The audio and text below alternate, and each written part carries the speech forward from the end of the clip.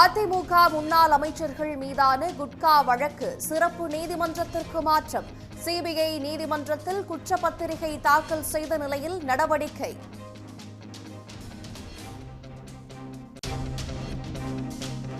மூன்று நாள் பயணமாக ரஷ்யா மற்றும் ஆஸ்திரியாவுக்கு புறப்பட்டு சென்றார் பிரதமர் நரேந்திர மோடி. இந்தியா ரஷ்யாவின் 22வது வருடாந்திர உச்சி மாநாட்டில் பங்கேற்கிறார்.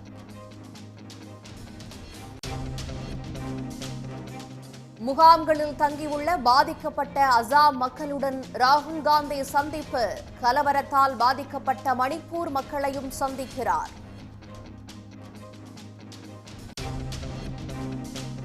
பல்வேறு திட்டங்களால் விழுப்புரம் மாவட்டம் முன்னேற்ற திசையில் நடைபோடுவதாக தமிழ்நாடு அரசு பெருமிதம்.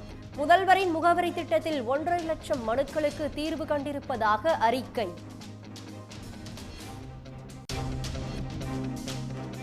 விக்கிரவாண்டியில் திமுக வேட்பாளரை ஆதரித்து உதயநிதி ஸ்டாலின் தேர்தல் பிரச்சாரம். நிறைவேற்றப்பட்ட தேர்தல் வாக்குறுதிகளை பட்டியலிட்டு வாக்கு சேகரிப்பு. எடப்பாடி பழனிசாமியின் பேச்சுக்கு ஓ பன்னீர்செல்வம் கண்டனம்.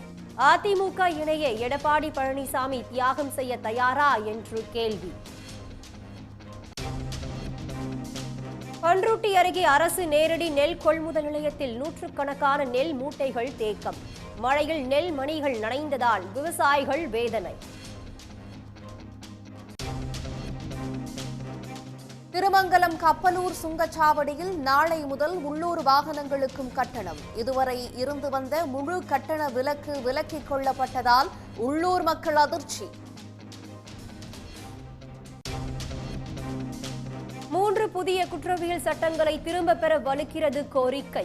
தமிழ்நாடு முழுவதும் வழக்கறிஞர்கள் நீதிமன்ற புறக்கணிப்பு.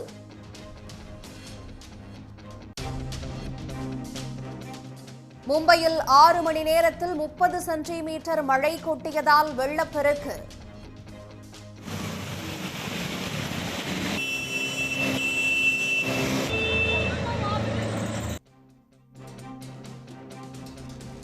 தண்டவாளங்களிலும் தண்ணீர் தேங்கியதால் ரயில்கள் ரத்து. மராட்டிய மாநிலம் ராய்கட் கோட்டையை பெருவெள்ளம் சூழ்ந்ததால் சுற்றுலா பயணிகள் தவிப்பு. கோவா வாலி அருவியிலும் சிக்கிய சுற்றுலா பயணிகளை மீட்கும் பணி தீவிரம்.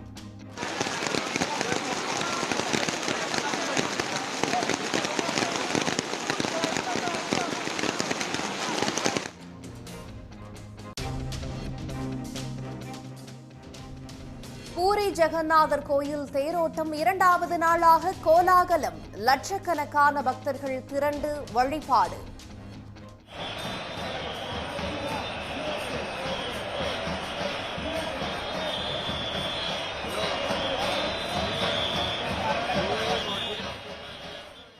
உடனுக்குடன் செய்திகளை தெரிந்து கொள்ள சன் நியூஸ் பெல் ஐகானை கிளிக் பண்ணுங்க.